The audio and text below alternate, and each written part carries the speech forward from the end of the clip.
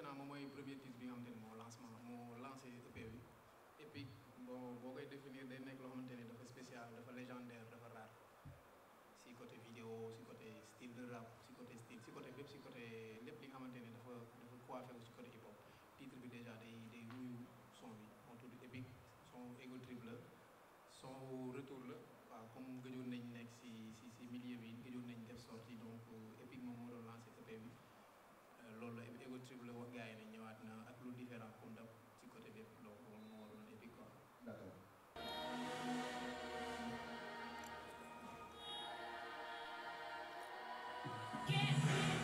dëkk bu bëree na fekk fenkat ak soxal te iñaan am ñaanu wàccu kese la ci génne ko yaay koy bul ma fàtte si ñaan sama papa mu may jàppale sa tur mu ngi téye jàppale mais bu mu xëcc barke bàyyi de yokku ma fit boral du ma dàppale seen état d'esprit la pour d'état qui savoir ce qui se passe gandi ya contrôle game bi kon tey yow bi mu koy passe yow la MC serviette hygiénique markato taxi yéen la fekk mbaax kenn bu ma jiite ma suuf ma am ko gisu kenn du kenn si ñoom noonu man xaw ma wax yu bëri jaaxane mo mbiri dépense de faire pour li bali rappeur lu ceeb bu sew bi bëri naa leen dokk sombi la bañ sutul bali boy déedéet man doo ma classe kenn ku gën a siiw dama koy intérêt respect de bénéfice man dama gën sama bopp wala moo ma topp doon lay ci se permet defale bu ma kenn nëga ku fi sax ndëga dëgal ko sa bopp wala ba ko wax ma ko ci topp di ku nekk xam ne ki la fete kaw ki la raw ki la ëpp garaba ki baax bëri rasa sama bopp da nekk ma bopp ba bay jaxasoo ba jàpp karaw gi la foofu mais dokki dina di favoriser moo tax kenn toog kenn du la benn man ki la ma ñëpp dana sëri kat sa ngeen baax dama ñëw teg rek dem baax fi ngeen may fekk rek dem baax fa ma jël point pour ngeen baax tegal bara solo dik baax dafi nga ma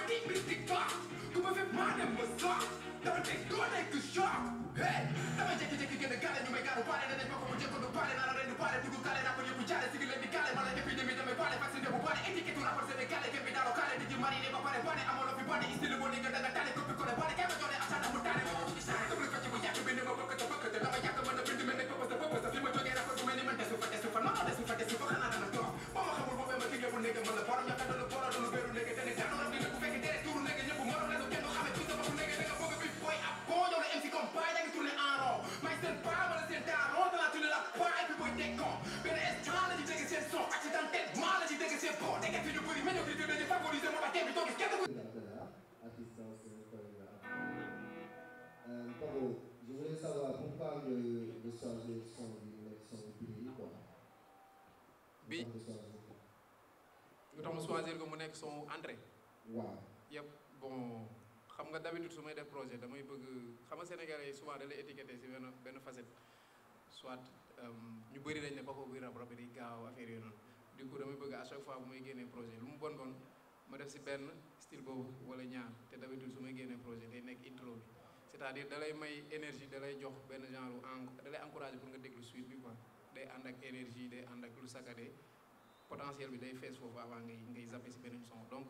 booy tijji porte da nga war a jàkkaarloog lu lay installé lu lay wax toogal café baa ngi nii wala jus baa ngi nii donc intro bi dafa war a am niveau boo ko dégloo nga am envie déglu yeneen yi moo tax à chaque fois sama premier projet maa ngi defoon Fawuca ma ñëwaat bii sama premier projet ma def Epic comme entrée ainsi de suite à chaque fois dañuy am benn bu spécial buy mel nii si projet incha allah loolu kese la woon quoi. ok yëpp. léegi lu tax nga choisir def vidéo bu nga def fii si Epic parce que on a vu que c'est une vidéo sombre boo xam ne temps moo ko def duñ ko gis Sénégal lu tax nga choisir loolu. waaw vidéo Epic bi donc dañ bëggoon à chaque fois muy rejoindre peut-être loo xamante ne le passé la toogoon nañ lu yàgg génnewuñu dara Covid bi ñëw na fi ay affaires yu personnelles nekk na fi ñu jël recul bu bëri si côté sortie projet yi si côté sortie son ñu nekkoon si yeneen business parallèlement donc Epic bi muy ñëw ñu bëri question bi doon ñëwaat mooy Paco doo génnee son yi Paco lan moo tax nga ñu génnee da nga war a prolifique génneel gars yi comme ni ñuy nekkee del clash ante gars yi dañuy clash bu ñu bëggee tur dañuy clash diw del def ay pic man ñëw ne leen affaire bi man nekkuma ci lancé wu course kii dafa war a génne kii génne kii war a génne kii génne certes da nga war a prolifique di jox sa public à chaque fois loolu on n'en disconvient pas mais ku si nekk ak ni ngay liggéeyee recul bi du bañ a génnee mais dañ nekkoon si affaire yu personnel loo xam te c'est très personnel mënuñu woon boole loolu ak di def ay son léegi vidéo bi boo ko seetaanee entrée vidéo bi c'est très sombre dañu obligé xool benn lieu bu mythique bu épique comme ni ko titre bi di waxee du coup man dama fa nekk mu mel ni dama nekkoon foofu liñ ba gars yi doon laaj yëpp gëj nga génnee foo nekk mu mel ni man foofu laa nekk genre dañ définir sama vrai personnage ak sama vrai esprit bi ma doon demee mooy esprit recul sori tuuti lépp li nga xamante ne moom moo nekk si milieu hip hop bi lépp li xamante ne moo nekk si milieu musique bi loolu la ñuy ñëw di illustrer waat si biir vidéo bi nga gis dama sori dugg si benn entrepôt bu yàgg foo xamante ne c'est désertique nekk ak samay gars sama gars yi dañ dem ba sax ay karaw ñoom tamit nekk si beneen époque ngay gis mu mel ni fu neige lañ nekk man maa nekk si biir à travers fii ma nekk am na benn esprit bu noir booy gis kooku moom moo nekk di mu protéger donc j'étais là-bas di bind projet bii nii laa doon bind donc si laa nekk di xoos énervé di xoos après si la Abdallah ñëw moom moo nekk ci yow si nga ñëw yow yaa waroon ñëw génnee ma ci air boobu noonu ne ma booy instant bi ñor nga projet bi ñor na kaay da nga ko war a génnee donc maa ngi doon am embarras de choix di bind ay son di boxom di dugal si leket bi di boxom di dugal si leket bi aw ma woon choix ne lii baax na quoi bi nga ñëwee esprit bi ne la kaay Paco fii la nekk si nga ñëw génnee ma wat ma jox may style bu moderne ma génn si époque bu yàgg bi donc style bu moderne boobu moom moo indi SN 221 quoi loolu la woon scénario bi loolu woon. Asalaamaaleykum je me présente c'est DJ Laye maa ngi nuyu assistance bi yëpp di leen bëgg yu bëri bon souvent gars yi moom ils ont tendance à parler ci musique bi et tout ça mais man question mooy posé c'est par rapport à l'image qui est derrière vous voilà bon j'aimerais savoir d'où évolue l'inspiration parce qu'on voit typiquement Dakar dans sa globalité boo xoolee da ngay comprendre que Dakar ngay gis d'après man sama gis-gis hip-hop bi gars yi son yi gën a kii et tout ça mais hip-hop dafa vaste ci nekk bëri na donc j'aimerais savoir inspiration bi mu jógee par oblige bon inspiration bi wala keneen la wala nan la ñëwee wala image bi parce que image bi ça parle. waaw déjà dama si sawar a tontu parce que xam nga à chaque fois rek gars yi d'habitude li ñu doon prôné li ñu doon mettre en avant mooy projet bi mooy audio yi mooy son yi mooy vidéo yi te avant loolu dafa am lu ko jiitu muy annonce bi moom mooy pochette album bi man du ma wax di sax pochette album parce que ñun tableau d'art lañ réaliser en fait c'est-à-dire dama si liggéey ak benn artiste international c'est un sénégalais mu tudd Pamplemousse sur Instagram ma koy remercier si liggéey bi ñu defandoo ensemble dañ yàggoon bëgg a liggéey maag moom si côté image donc moom si beneen niveau la nekk en fait par exemple li ngay gis ni nekkatul image bu simple dafa am benn technologie bu bees muy art digital léegi artistes yi ni ñu doon dessiner ay tableau di ko def muy physique di ko exposer di dem si musée yi di def ay vente aux enchères di ko jënd muy physique comme nii léegi instant bi moderne dañ ko moderniser ba mu nekk lu digital en fait mu nekk dafa nekk loo xamante ne si biir internet la nekk plateforme boobu mu ngi tudd NFT donc boo leen gisee à chaque fois muy publier di bind NFT donc dafa nekk lu historique loo xamante ne si histoire musique Sénégal amagul woon benn artiste boo xamante ne nii intégré na si biir NFT yi tey yaa ngi koy gis États-Unis mu fa commencé dox Afrique booy lim ñaar ngay lim Burna Boy ak benn artiste nigérien damay fàttali tur bi Meek Mill récemment bi muy génnee album image yu NFT la génnee Kovom te NFT dafa nekk benn plateforme pour ñëwaat si définition bi mooy jeton non fongible loo xamante ni c'est pas renouvelable c'est authentique ki ko jënd moom mooy posséder droit yi mën na ko jaayaat dans l'avenir parce que par hétéro lañ koy jaayee hétéro moom moo nekk comme genre crypto-monnaie moo nekk comme genre bitcoin monnaie électronique parce que instant bi nii avenir bi foofu la jëm musique bi aussi fa la jëm mën nga génnee vidéo def ko di ko jaay biir NFT mën nga génnee audio ñun pour le moment dañ génnee image jaay ko parce que moo gën a nekk premier pas quoi du coup image bi pour ñëwaat si li ngay wax noonu image bi Dakar lañ utiliser boo nee Dakar da nga naan Sénégal parce que mooy capitale bi donc projet bi mu ngi tudd SN 221 SN mooy Sénégal 221 mooy indicatif fu Sénégal donc image bi rek ça reflète le Sénégal en fait du coup man dama nekk ak Pams mooy Pamplemousse moom dafa am concept boppam muy car rapide moom car bi ngay gis si gannaaw moom loolu mooy slogan am image bu muy def da si dugal car muy symboliser Sénégal man képp ku ma xam ne dama am fu mu jógee muy Yoff te Yoff képp ku ko xam ne dañuy riche en culture muy lébu képp ku xam lébu xam ne dafa xam ndox donc looloo waral ngay gis ñu nekk si suufu ndox bi donc dañ jël image u Dakar mënuñu woon jël Sénégal yëpp mais dañ symboliser dara si Dakar muy ministère des affaires étrangères moom ngay gis bâtiment bi jël place de l'indépendance nga gis man ma nekk si biir ndox bi sol benn masque nga gis buli après man képp ku xam man tamit sama style xam ne damay dox si lu bëri si côté modèle damay dox si côté style affaire de stylisme affaire yooyu ne dama koy bëgg di fesal si ngay gis benn tailleur si biir image bi mu nekk di ñaw mais li muy ñaw ay vague la ndox lay ñëw en même temps da ngay gis ne ñu ngi nekk dans le futur nga gis gars yi di défilé nekk si suufu ndox bi tamit takk ay masque di dox donc da lay yóbbu si lu futuristique quoi cette image la boo xamante ne day jaay dans le futur lii nii c'est dañ nekk si ay illusion li existé wul art dafa am loo xamante ne dafa am ay illusion da lay dugal si monde boo xamante ne si ay rêve la parfois ñu ñëpp ku si nekk yenn saa yi booy gént da ngay gént di naaw si kaw air bi wala nga nekk si biir ndox bi lii mooy illusion en fait da lay yóbbuwaat si beneen univers donc lii nii pour joxe bonne nouvelle bi hétéro lañ ko jaayee tey dañ ko defoon en vente instant bii nii am na benn gain boo xamante ni il est dans les NFT jënd na ko tey dimanche jënd na ko dans la semaine incha allah dimanche la ko jënd te jëndee na ko lu cher hétéro nekkul comme ni ñu koy définir comme CFA donc xaalis bu bëri la mënuma wax somme bi mais alhamdulilah image bi kese fàtt na liñ dépensé si projet bi yëpp en hétéro lañ ko jaayee waaw loolu mooy foofu laa bëggoon ñëw parce que dimanche boo xamante ne xam naa dañ koy defaree bàyyi ko noonu dina am ñoo xamante ne dañ ci intéressé wu mais maintenant je vais savoir Papa bi fu mu jëm mu ngi ci biir ndox bi di nager ak masque et tout destination bi fan la fu mu jëm. Destination bi mooy si univers bi ma nekk rek à chaque fois univers culture boo nee hip hop da nga naan dafa riche en culture boo xoolee li ëmb hip hop yëpp da ngay ñëw gis culture urbaine donc culture mosul génn si moo hip hop. donc sama culture ndox la sama culture lébu la sama culture gaal la sama culture loolu la donc si benn univers bu ma leen di yóbbu rek damay déparé si sama univers muy biir ndox képp ku xam ndox xam ne lu espèces yi gën a raar yu gars yi définir ba léegi si biir ndox la nekk donc affaire yu raar yi ngay gis lu bëri gars yi mënaguñ définir espèces yi nga xamante ne yëpp ñu ngi si biir ndox donc loolu day métaphoriser ne côté musique côté projet côté image côté idée côté innovation bëri na lu ñu war a ñëw teg si suñu loxo te gisaguñ ko te ñun objectif bi dañ si bëgg a teg suñu loxo njëkk ko fi def wala ñu génnee ko mu nekk si biti foofu mooy perspective yi. Asalaamaaleykum Sénégal man je peux pas dire damay def ko damay poser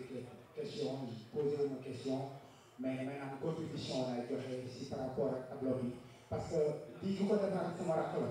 il s'appelle Pape Moussa Kane c'est mon petit frère c'est lui qui l'a fait beneen sang je te dis seulement parce que man xam naa fi nga jógee démb te xam naa fi nga yegg tey parce que démb la bu muy nekk si route bi si street bi yaa ngi si woon di xendal ba yàlla def tey nga fi nga yegg kon je te dis félicitations et bonne continuation ak le projet. Track 2 bi mu ngi tudd SN 221 donc SN 221 moom moo porté titre EP bi titre bi SN 221 la benn son la si biir projet bi. donc choix wu jël titre boobu noonu def ko mu nekk titre phare bi c'était juste SN 221 ça parle de moi ça parle de vous en même temps parce que ñun ñëpp ay Sénégalais lañ SN 221 ça parle de notre culture ça parle du Sénégal ça parle de notre manière de faire la musique tu vois donc SN 221 benn son drill la ñëw ma def yeneen mélodie yu ñu ne Sénégal ñoo ko moom mais dama si ñëw wax wolof boole si français parce que français ñoo ñu colonisé mënoo génnee Sénégal te doo si wax France actuellement c'est malheureux en fait. mais mënoo wax Sénégal te doo wax France donc mënoo wax olof te doo wax français donc looloo waral SN 221 mu nekk benn drill boo xamante ne dama siy wax olof wax si français visé si biti tey nga xamante ne drill c'est écouté un peu partout dans le monde ku déglu xam ne y a les Sénégalais qui sont en train de faire de la drill avec leur manière du déjà wolof dafa saccadé wolof neexul a saccadé wolof neexul a manier ay mots ba mu génnee lu spécial peut-être dina basique mais c'est très rare nga gis ku si génnee ay mots mu saccadé mu fast mu technique donc loolu laa doon essayé génnee si SN 221 bi pour ñu déglu.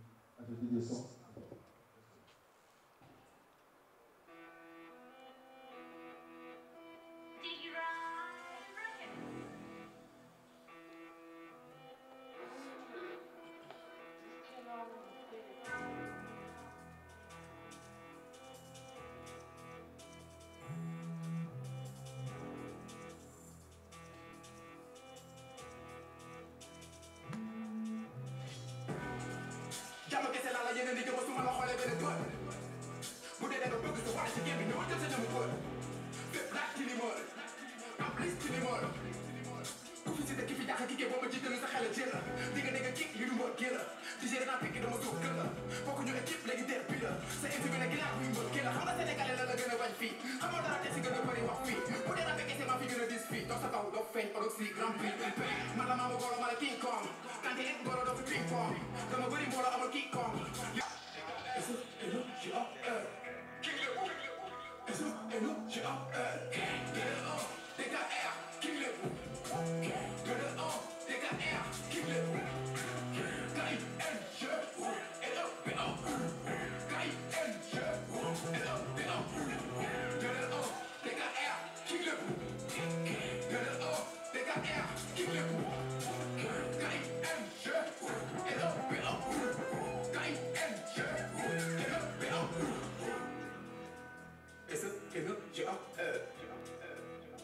Trop de haineux, pose à peur. Les loups, casa, des papeurs. Toto, comment c'est appel? T'as la voix du bonnet, j'ai reçu tout le bonnet, bon, la lettre, le bonnet, oh, mon appétit. Piqué, j'ai gâté, des dépassés, vous tout que les bons, la qui s'affiche, c'est des mots, petit. Pendant la convoi des mains, c'est pas tout fille. J'ai qui ça m'a connu, je me pas petit. Petit entre ménético, start to fille. Nigga, dès que n'a pas fait les gravity, let's go. Bobé pour la fois, vous me serez rapide, tout grill, double fuck, à bas, go smoke. Moi, je te fume, même si t'es pas né au mois de juin, pour me hook, dans ma lace smoke. Vulgarité, jarou jaay. L'homme s'est pas dit, ma dengue, c'est ma souffle, la main. Malin, gën a ñaaw la fouf. Tous naa di leen ñaanal teg, du ma dégg amin. Dama teew ñu mel ni bër si naaj. Der bi bu tàng tëngoor, ne naaj. King la bu sax si xol yëpp, di naaj. Lekk, di naaj. Ey, bëggu sa nekk di masqué, te taxul nga am succès ba mel ni The Weeknd. Ndax te lu tekking flow, yes weekend. Boo yaa ngi sali di blow, le weekend, let's go. S-O-L-G-A-R. S-O-L-G-A-R. D-K-R. S-O-L-G-A-R. King le bout. S-O-L-G-A-R. D-K-R. King le bout. D-K-R. King le bout. K-I-N-G-O-L-O-B-O. K-I-N-G-O-L-O-B-O. D-K-R. King le bout. D-K-R. King le bout.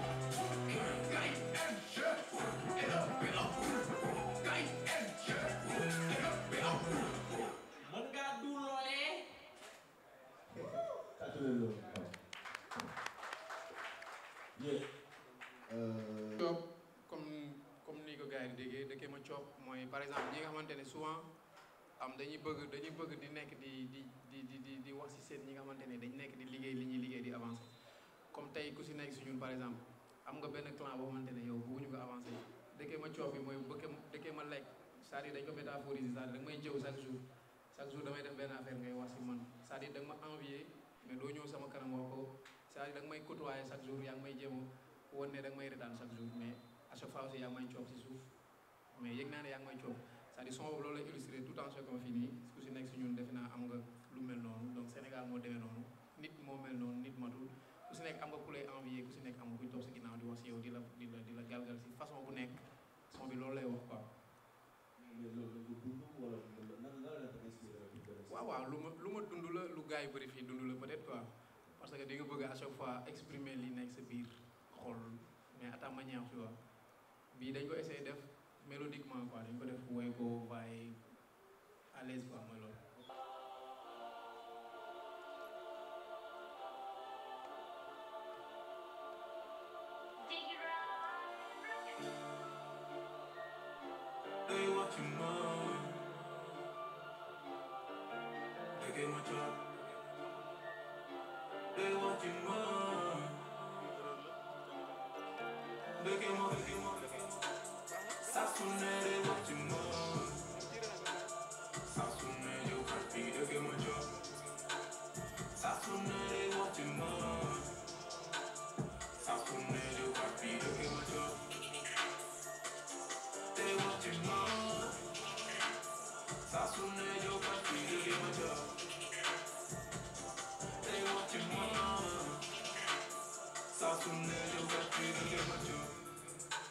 Si malone tu bango nure kajot e ala fama como tegi mapa man mire de fuju batalu bapa pai bundu kale yinga to de kedi manja Senegale kale amono to bundu kale amono kale kale Kriyon ne kulle gel fale Baye jow bi nga ne di def ko fa yàq der bi nga dëkkee waral man loo def fa ki nga ne di jow amul jot seen ko ne xëy na suba teel jow bi yow ma toog man loo def fa saa su ne de wax ci ma saa su ne jow kat bi dëgg ma jow saa su ne de wax ci ma saa su ne jow kat bi dëgg ma jow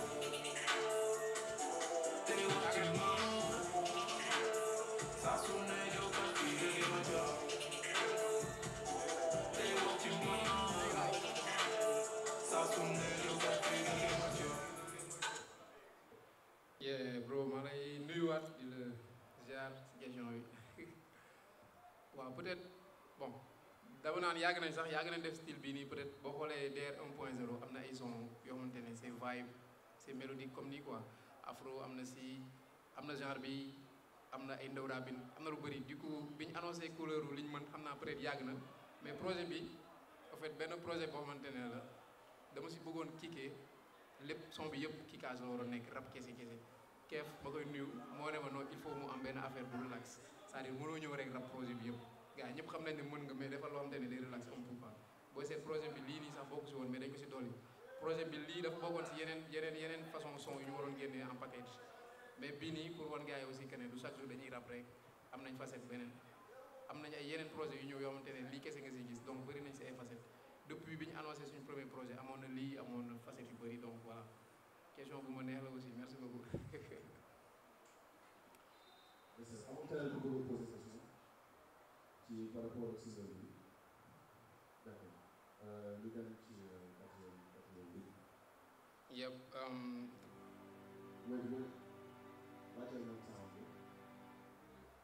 ñu ngi ñëw si track 4 muy tuumaal donc tuumaal ku ko dégg si mot bi da ngay xam définition bi képp ku dégg wolof fii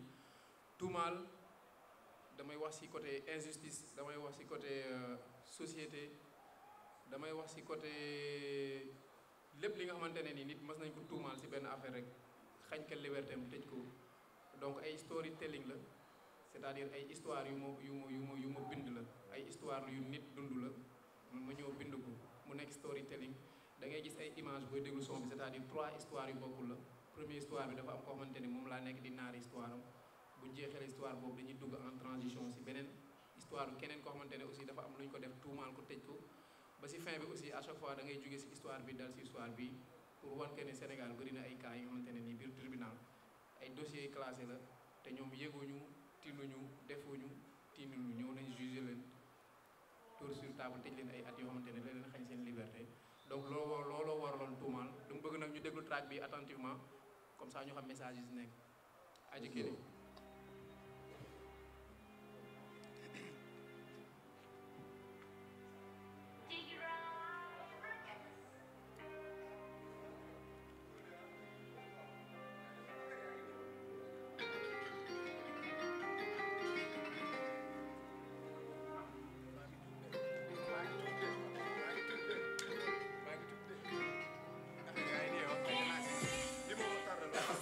galem ni ko doon defee ci wàcc si xalem bëri ci mag fulu ko moo yore galem tukul ci kenn tooñu kenn moo ngi ay laisser alem tekkul dinul moo ngi ci yoonam fekkewul ay moodu laajte lu ci yoonam càdd nga ruxu dégg ay yuuxu fekk ñaar ñu xepp kenn ki jam na moroomam borom jëf ci taw na moom mu yegg si fekk ku tëdd ba tere jàngi wala ngaan moo ngi tiba moo ngi jaaxle bëgg sauver vie di woote ba wàcc dee ci la xoom tig na ba xamul lu muy def ni ko fa fekk jàpp na ni moo ko def nangu wuñ ko déglu coow li jub na woo nañ police yegg si na ba ñu ko jàpp dee tuumaal tuumaal deful dilu moo ne dañ ko tuumaal lool tuumaal tuumaal deful dilu moo ne dañ ko tuumaal lool jàmbaar la woon te comme li mu toll la ñafe fi mu jógee mooy taal fa nga paara nekk na ci lënd ñeenti mi yàq bu yàq dundal bis bi moom la joxoon paara ku amoon avenir la woon tey moo ngi caabi fete gannaaw ne sànni de tamul jaaram moo ngi si cellule am yokku gëm yàlla daanaka bu toogal jàpp julli tari saaram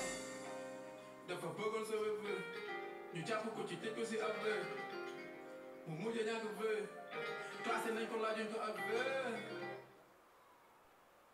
track 5 dëgg sur dëgg bon et DJ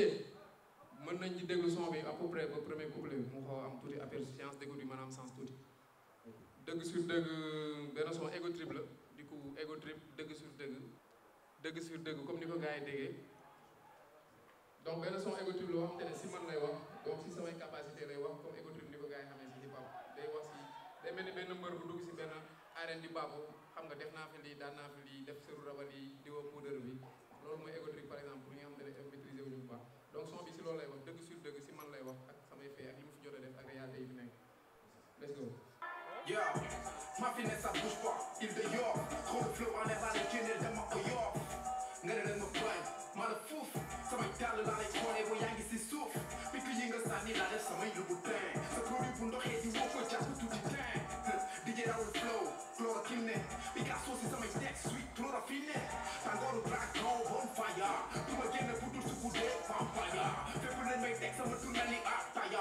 ay doom si game bi man la brise papaya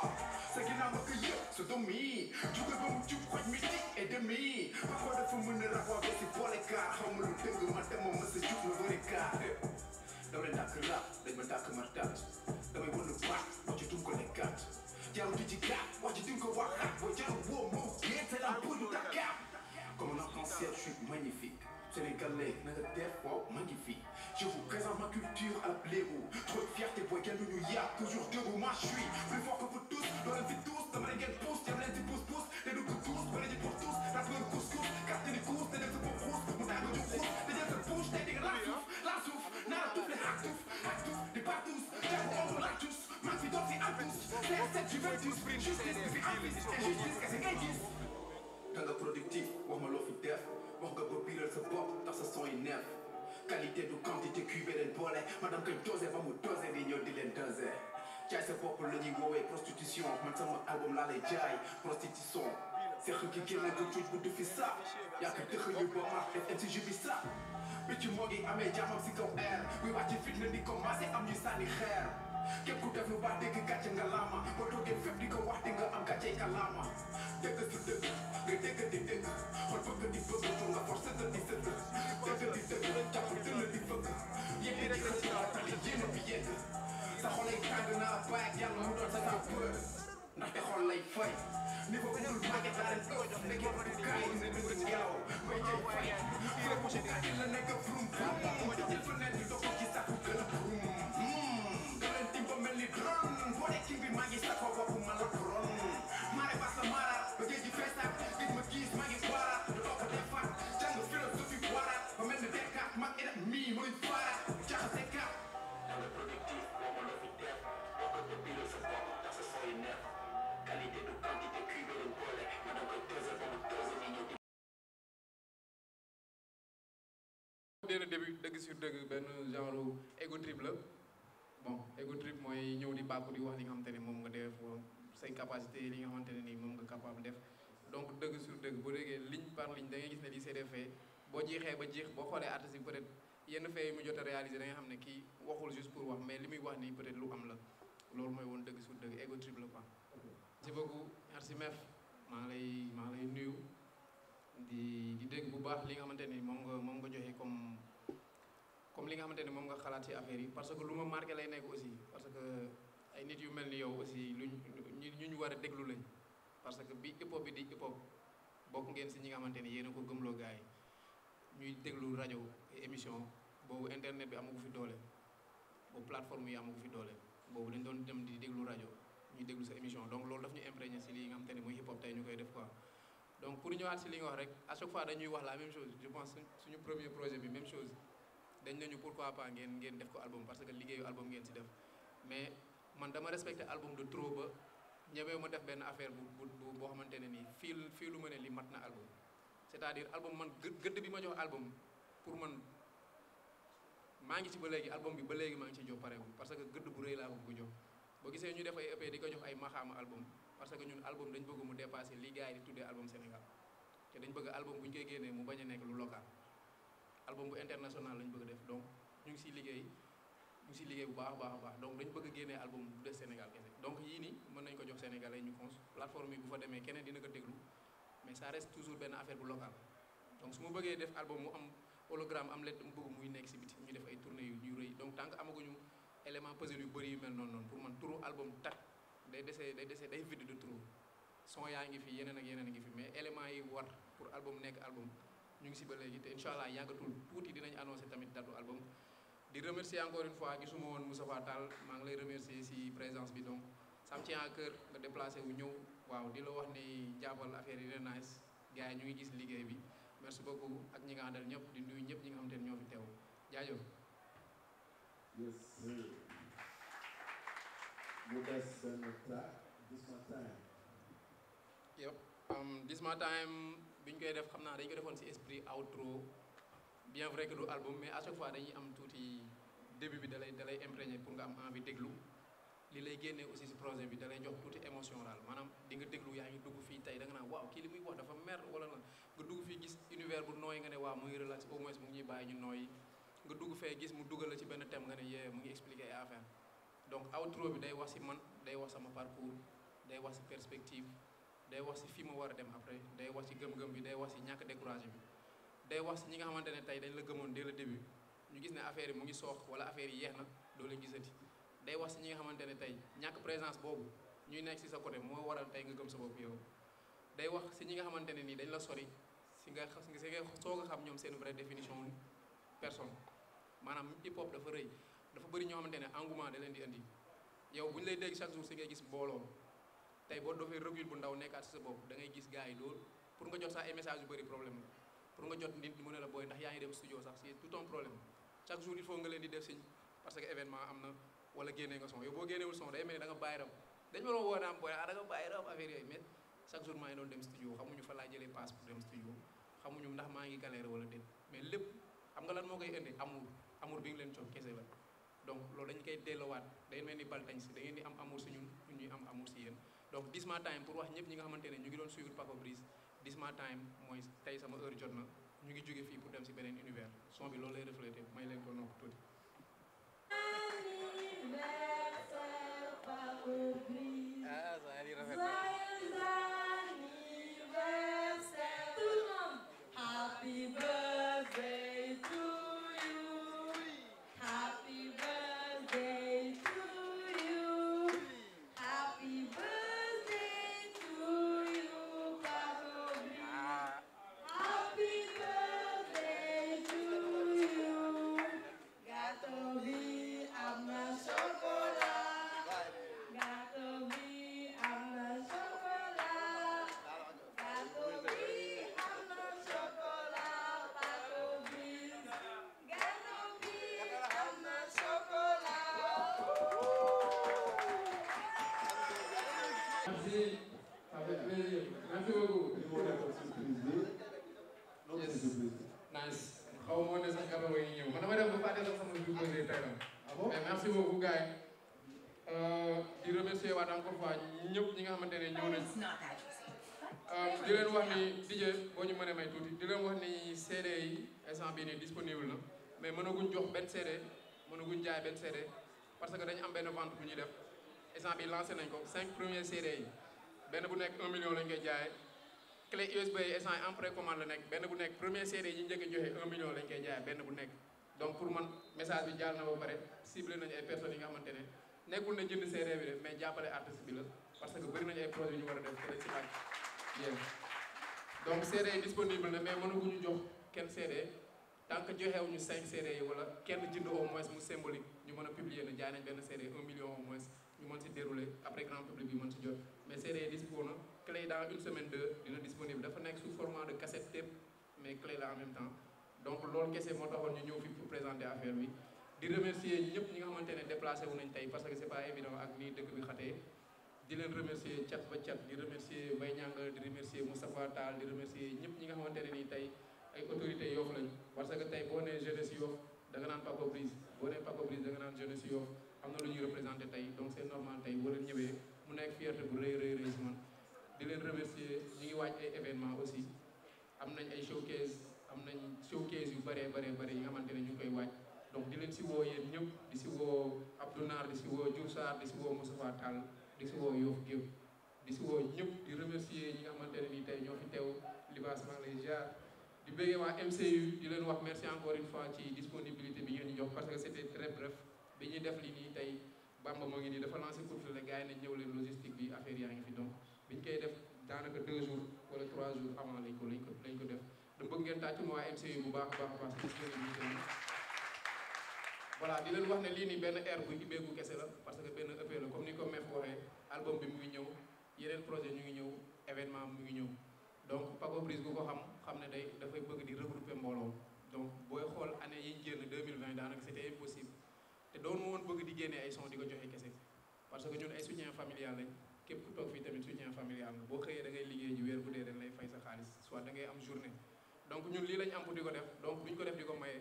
mënoon nañ di génnee comme suñuy morom di génnee mais damay bëgg su ma génnee jox gars yi jënd ma woote concert soit plein air maye après def concert boo xamante ni c'est payant loolu mooy suñu source de revenu te yéen da ngeen si jàpp chaque jour donc instant yi affaire yi ibbeeku na concert yi date ñu ngi ñëw annoncé nañ affaire yi donc d'ici peu di ngeen gis vidéo yi génn di ngeen gis datu concert yi génn ñu redémarrer waat comme d'habitude bëgg ngeen tàcc seen bopp yéen ñi fi teew yëpp parce que c'est pas facile. merci beaucoup. suite bi ba léegi mu ngi fi parce que DR2 ba léegi ñu ngi siy liggéey donc li ñu waxoon ne moom la ñuy def mooy SN 221 donc benn facette bu gëj a génnee la woon yaa ngi comprendre léegi SN 221 6 titres la facette bu gëj a génnee facette bu ñëwaat am envie rap la am envie wanewaat beneen couleur DR2 mu ngi ñëw mënuñu wax ne déwén la wala après déwén album mu ngi ñëw yeneen album ñu ngi ñëw DR1 bu doon dafa génn 2015 DR2 bu ñëwee 2020 sax suite la ba léegi amul temps boo xamante ne da nga koy forcer na si lay génn DR1 am na DR2 annoncé nañ ko tôt ou tard dina ñëwaat ñu ngi siy liggéey incha allah donc Epic SN 221 muy tracklist bi yëpp lii c'était une manière de montrer que je suis là c'était une manière de montrer que je suis un kicker maa ngi rap ba léegi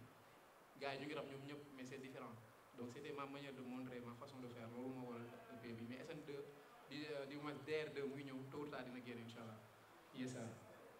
yes c'est vrai nag mosuma def son love mais bëgguma spoiler quoi bëgguma spoiler lii dafa am suite projet bi dafa am suite mais comme question bi ñëw il faut mu spoiler quoi xëy na Jazz mu ngi nii mën na ma seere am naa projet boo xamante ne son love kese la muy tudd LOVI xam naa du s'orienté ak lii ay loolu son loo xam ne dañ ko dajale woon donc dañ ko war a génne son love bi moom ma si def studio yëpp dama koy génne def ko benn projet tuddee ko LOVI incha allah février si côté Saint-Valentin bi di ngeen ko am. ok balaa nga jox Lamza ne war nañu ko xam mais man moom je tiens à le dire parce que récemment gis nga fi ay concerts hip hop yu bëri mais man maa jël sama propre initiative wax ko ñu ngi def affaire bu nice chaque semaine ñu tëgg ay concerts hip hop. DJ Khalid Sénégal. waaw DJ Khalid Sénégal donc gars yi ñu ko bàyyi xel am na question ngeen tàggat bu baax chaque semaine ñu def ay concerts. nice. waaw maa ngi lay remercier. non nice. merci encore une fois ci kàddu yi balaa may tontu aussi dama lay féliciter si sa liggéey parce que ñëpp ñu ngi gis que ne yaa ngi ñëw di teg loxo artistes yi chaque samedi yaa ngi organiser ay concerts di si collaborer ak ay artistes te boo xoolee d'habitude li taxoon suñu rap yi localement nii mu dese woon am doole mooy daawuñu ko teg sax si boîte de nuit yi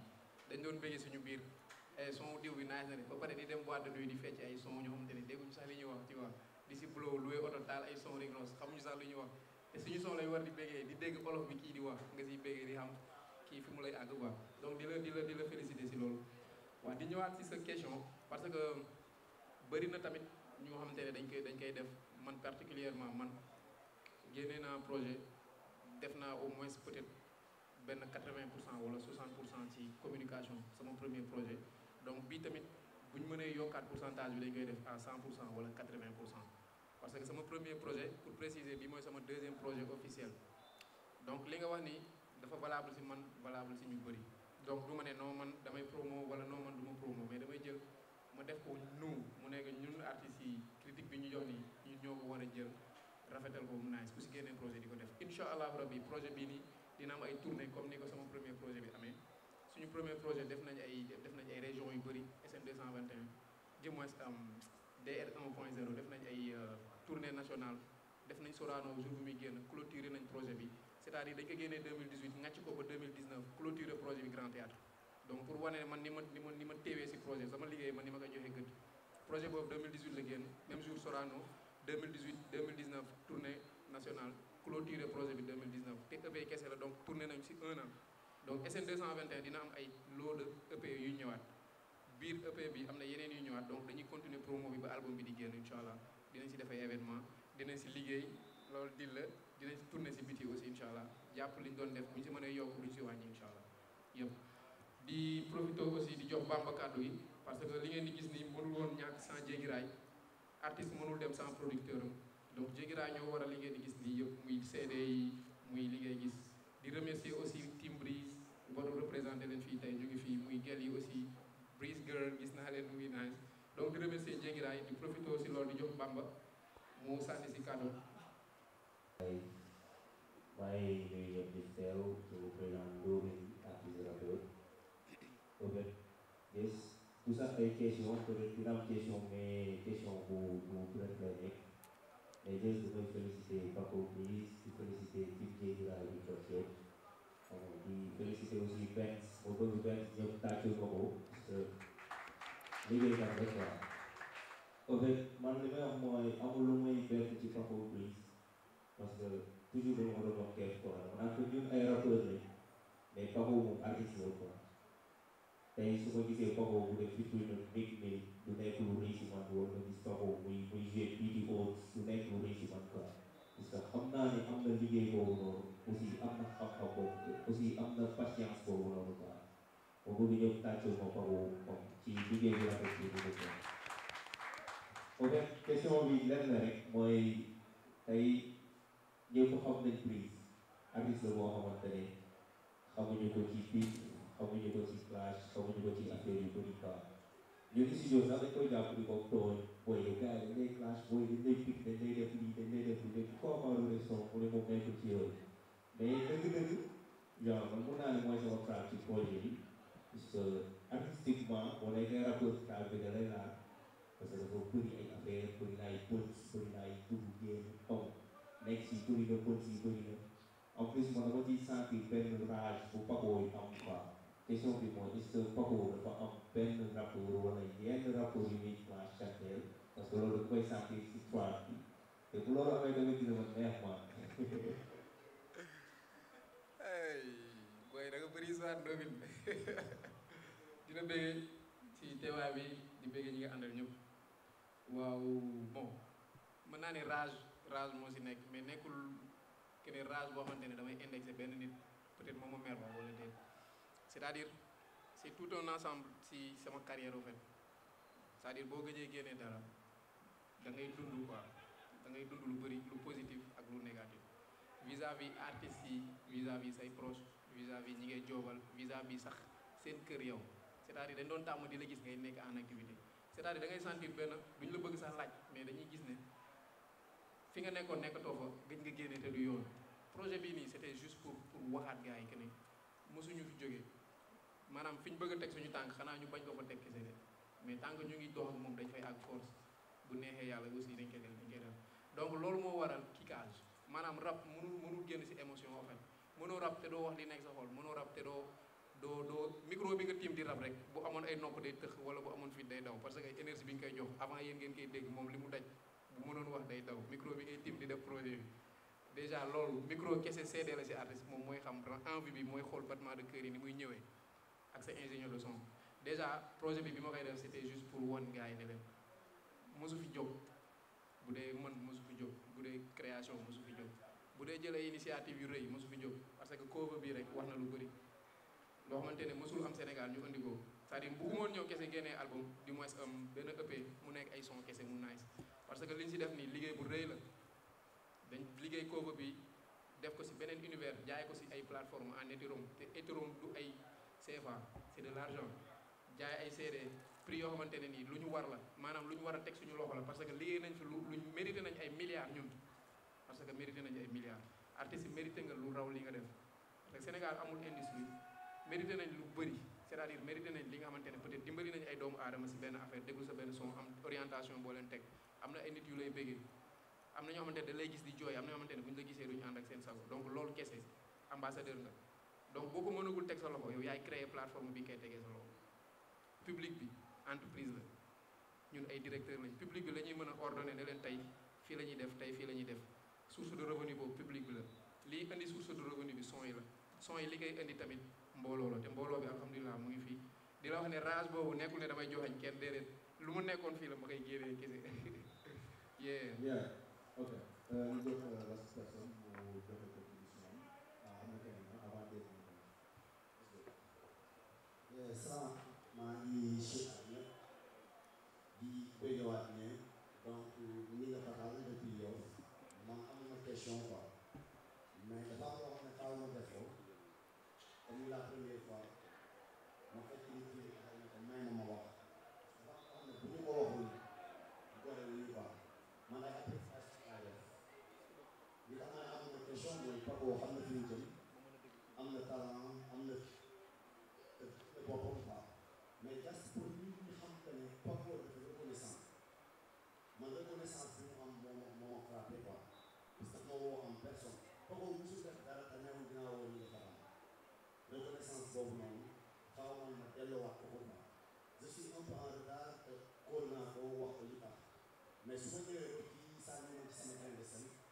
pour man dafay am lu des quoi mais Paco c'est un gars cool Paco ku mu romb daf koy nuyu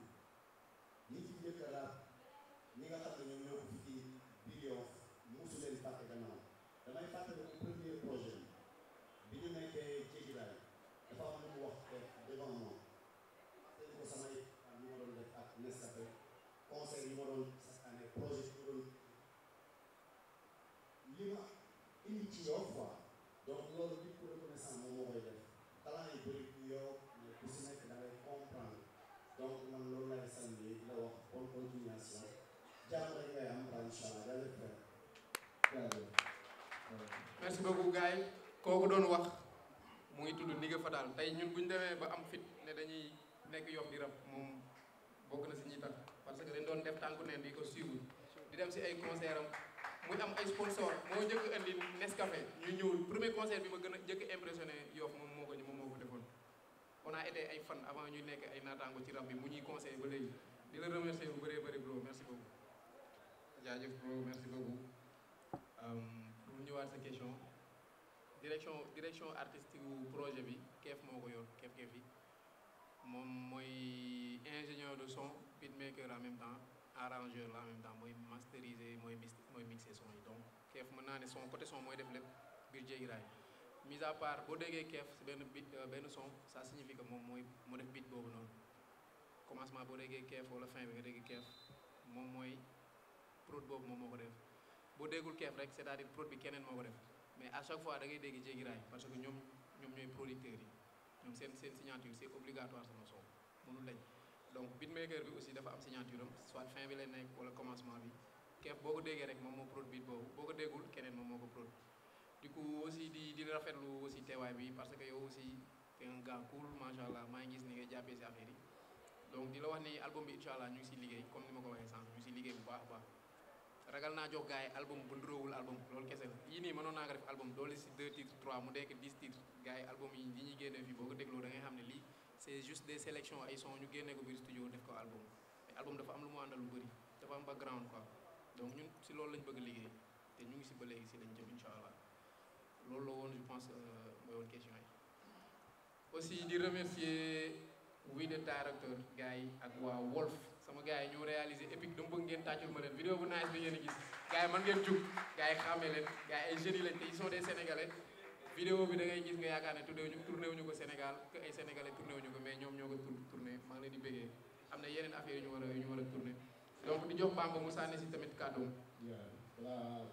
ay waaw maa leen nuyu yéen ñëpp di jéggalu si retard bi nag maa nekkoon di régler affaire wu CD ak affaire yooyu quoi ba en fait bon man moom bëriwuma lu ma ciy wax quoi si damay indi sama contribution par rapport ak Paco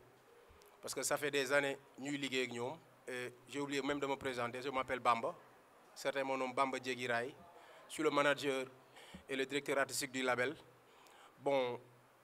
comme ni ma koy waxee Paco moom nekk na quelqu'un koo xam ni wax dëgg fa yàlla ñun Jéggi Raay dañu nekk derrière di ko accompagner quoi ouais parce que c'est un artiste boo xam ni il est tellement ambitieux franchement et c'est quelqu'un koo xam ne du defantu quoi et j'en profite pour wax a lancer waal benn message waa Yoff yéen ñi fi toog et di profiter wu tamit di remercier Team Breeze parce que tamit seul franchement ñu ngi def liggéey bu exceptionnel et waa Yoff li ma leen dënk mooy seen artiste bi kii gën leen ko jàppale quoi franchement gën leen ko jàppale parce que man xam naa li may wax ni muy sànq ki ñee ngi cité fii énergie bi muy dégager concernant liggéey bi et c'est vrai du defantu même ci clip vidéo hormis bu fayee cachet bi logistique bi li muy def le gars mën a dem ba dépenser ay millions des fois da nga koy jéem a téye sax mooy la non moom lijjantiwul lool na liggéey bi nickel rek quoi c'est-à-dire c'est quelqu'un boo xam ne du defantu quoi et comme ni ko Mef waxee pourtant mënoon a def album le studio est là kefa nga fa am na équipe bu nekk derrière mais juste pour confirmer li may wax du defantu quoi c'est-à-dire chaque fois buy génne bëgg na génne qualité chaque fois buy génne tamit bëgg na tamit ñi mu koy jox ñooñu am satisfaction quoi et c'est vrai DJ Lam l'a souligné tout à l'heure manquement bi am fii souvent ak tamit certains projets bu génnee suite logique bi du am ak affaire yooyu yëpp c'est un ensemble boo xam ni Papis moom da koy tenir compte man mi xam naa si dara man bi nga xam ne bokk naa ci équipe producteur bi comprendre nga donc loolu la doon profité di ko wax waa Yoff jàppale leen ko parce que moom it ñun hip hop lim ñu jàngal représentativité moom mu ngi koy def ci localité am dans ces titres yaa ngi sentir waa Yoff ci biir et même ci lébu yaa ngi sentir donc pour man c'est ça le plus important quoi xool leen noonu leen ko accompagner et le monde tourne comme ça en tant qu'artiste si toutefois amoo benn équipe bu nekk derrière bu lay accompagner sa localité du dem et boo leen seetloo fii pas mal d'artistes am nañ tour am nañ tant de followers sur internet affaire yooyu mais am na ñoo xam ne bu ñu defoon concert seen buntu kër du ñu am ñaari nit et je pense que moom bokkul ci ñooñu quoi parce que moom mu ngi représenté Yoff et mu ngi koy xefe fayet quoi donc loo leen mën a def pour accompagner ko jàppale ko def leen ko quoi donc nag ma ñëw ci projet bi pour wan ni le gars il est ambitieux jour bi ñuy wax ba ñu présenté ñu lii man dama jàpp sam bopp quoi parce que c'est vrai que doon naa dégg ñuy wax NFT mu ñëw indi lii ma ne comment ça comprendre nga c'est pas nekku xeebu ma ko quoi mais je m'attendais pas à ce que mu génnee fii loo xam ne lu bees la et pour man loolu rek ça mérite d'être soutenu mooy li may waxaat quoi c'est un artiste ambitieux et chaque fois moom ci logique boobu lay dox indi lu bees def des choses yoo xam ni gars yi defaguñ ko fi quoi te soo dee xool même Booba maa ngi koy gis muy publier ces derniers jours que dafay waaj a génn benn vidéo en NFT gis nga vidéo en NFT la Booba di waaj a lancé par rapport ak moom mi nga xam lancé na loo xam ne lii cover la rek quoi donc gis nga mën naa wax moom it il est dans le futur quoi comme ni ñu koy waxee ak affaire yooyu noonu quoi et pour man loolu c'est à saluer quoi donc juste pour confirmer ambition yoo am énergie bi muy demee idées yu bëri yi ñuy defandoo ci projet bi ci moom lay jógee quoi mooy ñëw teg ko sur la table nii la ko bëggee et ñun en tant que label en tant que producteur dañ naan l'artiste on l'accompagne il a des idées et ñun lu ñu mën a indi apporter loo xam ne dafay gën a améliorer idée boobu noonu rek ci position boobu lañ taxawee quoi donc di tënk foofu rek ne waa Yoff loo leen mën a nga def pour jàppale leen ko quoi parce que pour man am na mérite bi quoi gars yi kenn gënu ko fi ëpp ñu ko fi talent quoi et li muy osé def boo dee compter lu ndaw ñoo ko fi def da nga koy xool ses débuts à Yoff def na fa pas mal d'événements et ba léegi génneegul un album officiel génneegu ko jël Sorano def ko guichet fermé jël Grand Théâtre def ko guichet fermé ba léegi mu ngi ci optique boobu donc man en tant que producteur man je suis fier de parler de lui et engagement bi am ci liggéey bi ak sérieux bi mu am ci liggéey bi quoi donc je pense loolu rek laa moom li ciy wax et di tënkaale naan ndeysaan Kef xam naa am na lu ko metti quoi bëggoon na assister fii quoi parce que tamit bon c'est vrai comme il l'a dit Kef il fait partie des membres de Jéggi Raay moom mooy ingé son bi même que compositeur en même temps c'est vrai que c'est lui le directeur artistique concernant les projets qui sortent là-bas quoi Kef et bon il y a Youssou aussi tamit le PDG mu ngi fooy ñëwul et Six aussi tamit il est à Paris donc voilà Jéggi Raay que nous sommes 4 et ñun chaque jour ni ñu koy defee et mu ngi noonu daal en tout cas moom l'idée vient de lui et chaque fois bu tegee sur la table ñun le maximum qu'on a moom la ñuy ñëw apporter par rapport ak moom ñu xool nu ñu ko booster quoi en tout cas Yoff am ngeen ambassadeur comme Ten bi l'a dit et loo leen mën a def tamit pour gën a booster tamit def leen ko quoi parce que loolu bokk na fii ci li gën a manquer les artistes parce que tamit un artiste mën nga am talent mën nga am ay idée mais surtout quoi amoo une équipe ou bien benn team bu nekk derrière bu l'assister ça va être tellement compliqué pour mën a dem quoi donc je pense loolu laa moom li ci wax et di profiter di remercier ñëpp ñi fi teew naan leen voilà quoi c'est pas évident mun nga leen fi bañoon fekk amuñu seen fay quoi. nekk fi suñu doom suñu xarit suñu rakk muy Paco Briz donc ñun ci dañ koy tiitaroo parce que dafa nekk artiste boo xam ne fépp fu drapeau Yoff nekk daf koy représenté donc Paco Yoff dafa am lu ñuy wax nee na Yoff boo ko lebaree ker mu fay la guddi te Paco dafa lebal Yoff ker kon waa Yoff dañ ko war a fay guddi parce que lépp lu muy def ngir Yoff moo tax moo koy def mais c'est un artiste boo xam ne il est tellement engagé te dañ ko bëgg waa Yoff dañ ko bëgg dañ ko gëmeewuñ ko sax kon li ko Bamba waxee rek il est temps ñu jàppale ko taxawu ko porter ko parce que moom mooy suñu flambeau tey nag je suis en compagnie de mon leader Moustapha Tall donc defe naa dégg ngeen ko Mbaye wax na ko léegi ah nee na jox na ko mairie bi donc ñu siy kontaan di si am mbégte bu baax a baax Mbaye donc di wax rek ne parce que dañu ne le travail viendrait du latin le tripalium c'est un objet de torture que les latins utilisaient pour immobiliser les gros animaux ou bien pour torturer ay nit cela veut dire tout simplement que le travail nous renvoie à un contexte très difficile donc tu as fait un gros travail Paco te bi ñu koy def xam na métti goo xam ne jéggi na dayo li nga wane tey art la li nga wane culture la Mbaye dafa wax benn wax bu important dafa ne car rapide donc man ku ma xam je suis un réalisateur dama liggéey ci film bu ñu naan Mbaye Dollar réaliser car rapide bi daw si YouTube bi donc mu doon artiste boo xam ne dañu xamante am na fu ñu daal dajee man a moom donc ñu ngi leen di ñaanal bu baax di wax waa Jéggi Raay dénk nañ leen Paco encore une fois ñu leen koy dénk bu baax ngeen jàppale ñu teel ñu ko parce que da ngeen nekk label boo xam ne label bu sénégalais yi fonk la label bu sénégalais yi di suivre la donc kii suñu doom la tey jii waa Yoff ñu ngi leen koy dénk de façon solennelle donc ñuy remercier ñëpp di sant ñëpp di gërëm ñëpp di am contentement bu mag ànd ak sama leader Moustapha Tall ñu tàccul ma bu baax quelqu'un boo xam ne il est tellement dynamique il est engagé il est sociable Paco defe naa encore une fois ñi ci jaar yëpp di remercier ñi fi teew encore une fois bëgguñu la nit muy yàgg di wax ne gars yi ngeen di gis ni ñi avant politique samay frère lañ Mbaye Niang Moustapha Tall ñi taxaw nii yëpp dañ doon tase feneen fudul affaire politique ndax ñoo dëkk Yoff donc bu ñu demee tey ba représenté Yoff di représenté 16e arrondissement wu Dakar donc da ngay xam ne Yoff bokk na si ñiy sanc Dakar donc ñii dañu war a bokk si ñiy sanc Sénégal waxuma la Yoff parce que man sama vision nekkutul Yoff kese donc man bi may soog a commencé dama doon représenté donc dama doon am sang show dama dofoon si Yoff mais tey comme ni suñu leader ne dafa war a dem Dakar man nekkatuma Dakar nekkatuma Sénégal donc maa ngi si international ñoom ñu ngi si international ñu ngi si Dakar ñu ngi si Sénégal dama leen di ñaanal tey ñu nekk ay cadres yoo xamante ne nii ñooy yor Sénégal Yoff tey lu ndaw la tey de Yoff lu ndaw la mais dañu Sénégalais ñoo war a gis Yoff di diriger Sénégal wala ñuy gis benn ndaw boo xamante ne dafa dëkk feneen fu dul Yoff di diriger Sénégal képp ku toog fii tamit ñu ngi ñaan ouverture sa côté di leen ñaanal si lépp looy yëngu yàlla defal la ouverture bu rëy rëy di leen remercier encore une fois te bëgg ngeen tàccul ma leen bu baax parce que lii déplacé nit yombul ak moment yi nga xamante ne instant bi nii dafa xat trop parce que instant ñu ngi jëm si ay campagne ñu ngi jëm si ay élection locale ñu ngeen gis nii duñ ay ennemis de ay frères lañ parce que ñoo bokk Yoff li nekk si xolu Tafa moo nekk si xolu kii yëkkati Yoff kese moo ñu ñor donc tey xam naa Yoff yi dina bëri Yoff dafa am lu tax parce que Yoff lañ jógee ku si nekk xam naa da ngay fier aussi si fi nga jógee donc bëgg sa dëgg tamit dafa bokk si jaamu yàlla di leen remercier encore une fois si teewaay merci beaucoup jaajëf